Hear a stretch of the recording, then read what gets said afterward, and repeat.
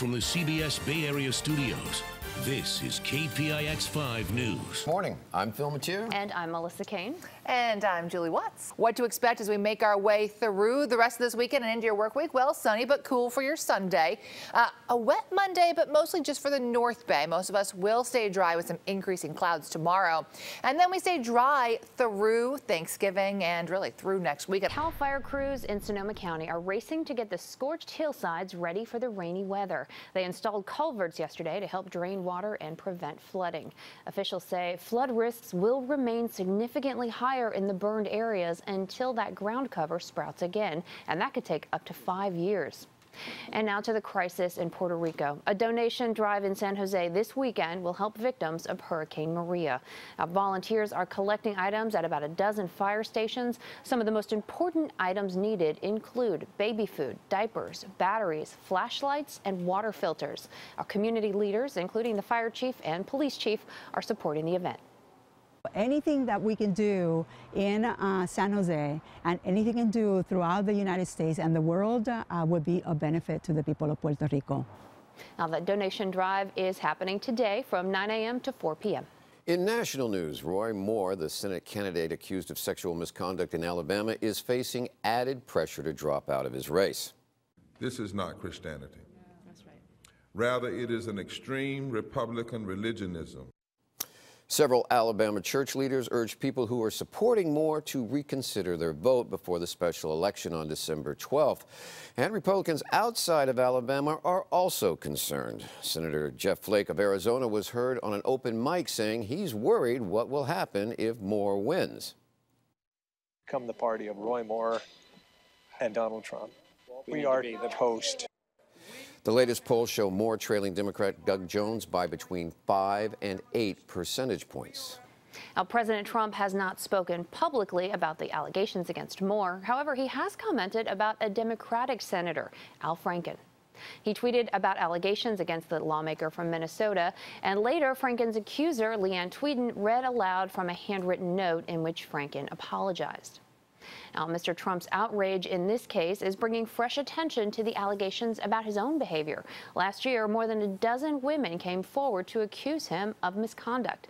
Now, the Trump campaign denied all of those claims, but his former opponent, Hillary Clinton, spoke in a radio interview on Friday. Look at the contrast between Al Franken accepting responsibility, apologizing, and Roy Moore and Donald Trump, who have done neither. Mr. Trump responded on Twitter saying, quote, "Crooked Hillary Clinton is the worst and biggest loser of all time. She just can't stop, which is so good for the Republican Party.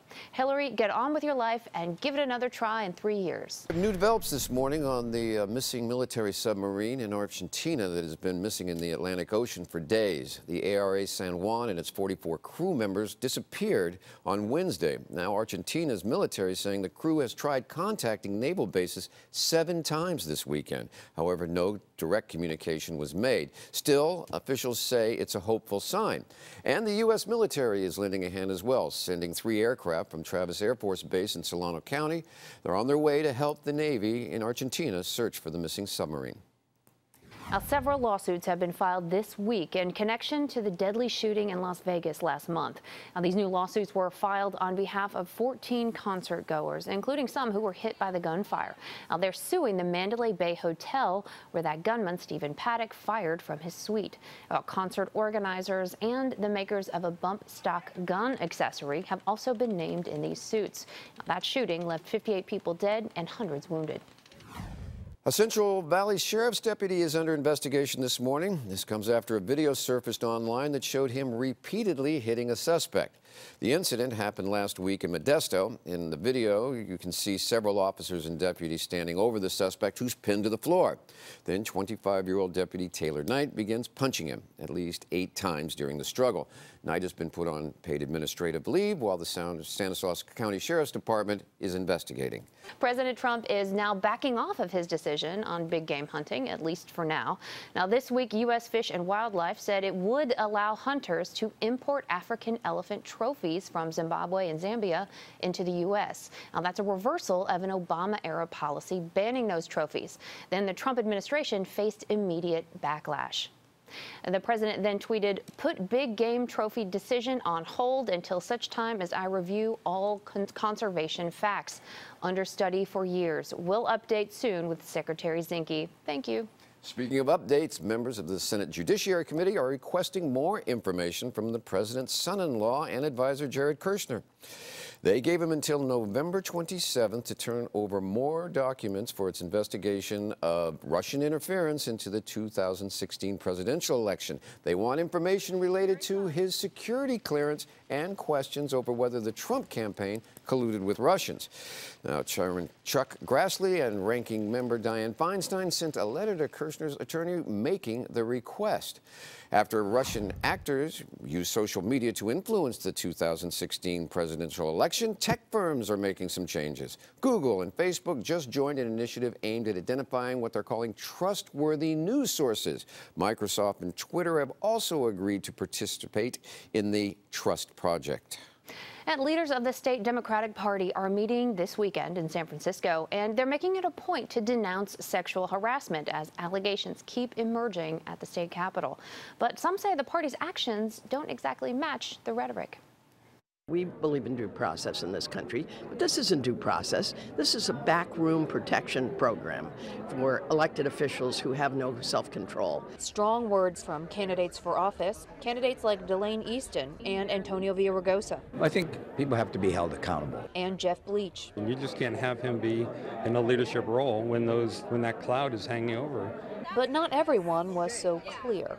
Party chairman Eric Bauman wouldn't give his opinion on Raul Bocanegra, but he did manage to point out how long ago the harassment happened. That's really a decision that the speaker has to make.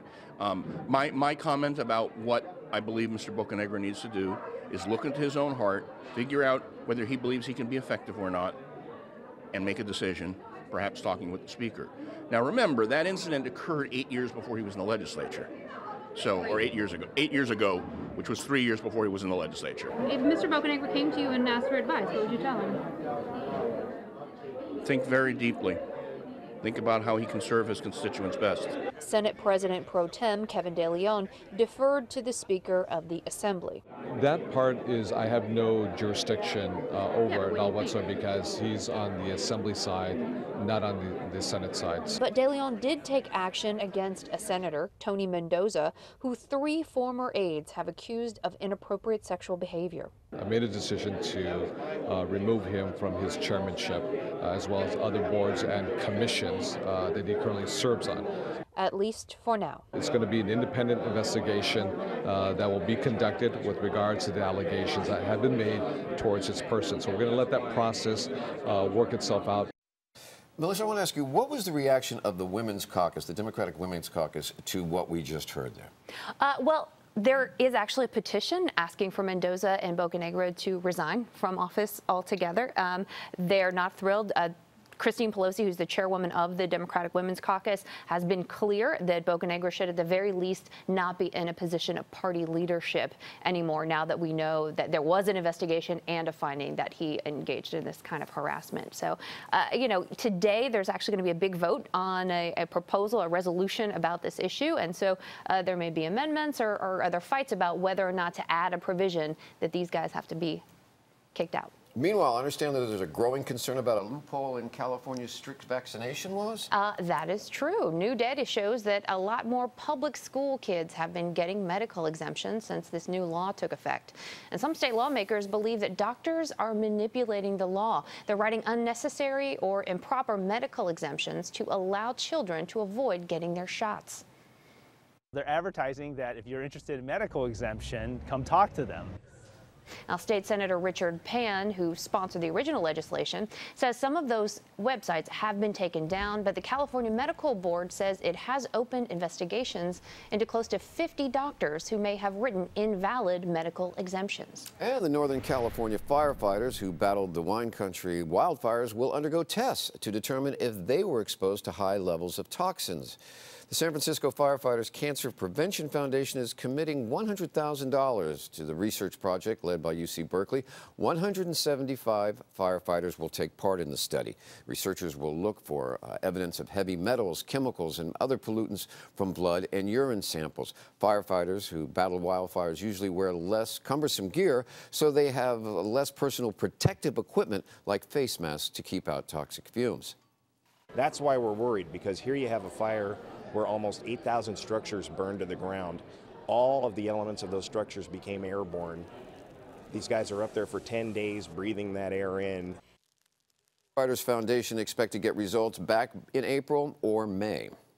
And sign-ups for Covered California are surging within the first 2 weeks. Over 48,000 consumers have applied for insurance, and that's an increase of 23% compared to last year.